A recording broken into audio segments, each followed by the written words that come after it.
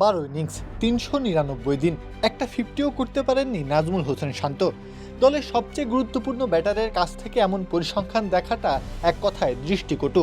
আরও সুনির্দিষ্ট করে বলতে গেলে ওয়ানডেতে বাংলাদেশের ভঙ্গুর দশার চলমান নড়বড়ে ভিত তা যেন এই শান্তর হাতেই গড়া। 3 নম্বর ব্যাটিং পজিশন একটা দলের মেরুদণ্ড। এই রোলের কাজটায় বড় ইনিংস খেলা, এক প্রান্ত আগলে রাখা, দলের বড় স্কোর সংগ্রহের ভাগ্য নির্ধারণ এখান থেকেই হয়। এমনই গুরুত্বপূর্ণ জায়গায় ব্যাট করেন শান্ত, আর এখানেই বারবার ব্যর্থ হচ্ছেন তিনি।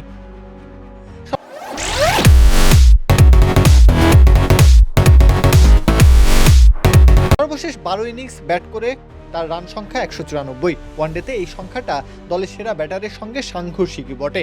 399 দিন ধরে একটা 50 দেখা তিনি পাননি। একবার চিন্তা করে দেখুন তো, ফর্মহীনতার ভয়াবহতা আসলে কতটা প্রখর। পাকিস্তানের বিপক্ষে এই সিরিজে শান্তর রান সংখ্যা 54, দুটো ইনিংস খেলেছেন 27 রানের, একটিতে ডাক। অবশ্য তার অধিকাংশ ইনিংসই এই 20 থেকে 30 রানের মধ্যে, যেন নিজের সীমারেখা ঠিক করে ফেলেছেন তিনি। 3 নম্বর পজিশন, যেখানে ব্যাটাররা বড় রান করেন, সেখানে শান্ত ডাহা ফেল করছেন প্রতিনিয়ত। ভালো শুরু করে ইনিংস বড় করতে না পারা ব্যাটারের জন্য অপরাধ। শান্ত এটাকে নিত্যদিনের সঙ্গী বানিয়ে ফেলেছেন। 3 নম্বরে তার ব্যর্থতা মিডল অর্ডার এবং সর্বোপরি দলকেও ভুগিয়ে যাচ্ছে। এমনিতেই মিডল অর্ডার নিয়ে দুশ্চিন্তার শেষ নেই। এরপর কোনোদিন ওপেনাররা ব্যর্থ হলে পুরো চাপটাই মাঝের সারির ব্যাটারদের উপর পড়ছে হুট করেই, ফলে দলকে বিপাকে পড়তে হচ্ছে।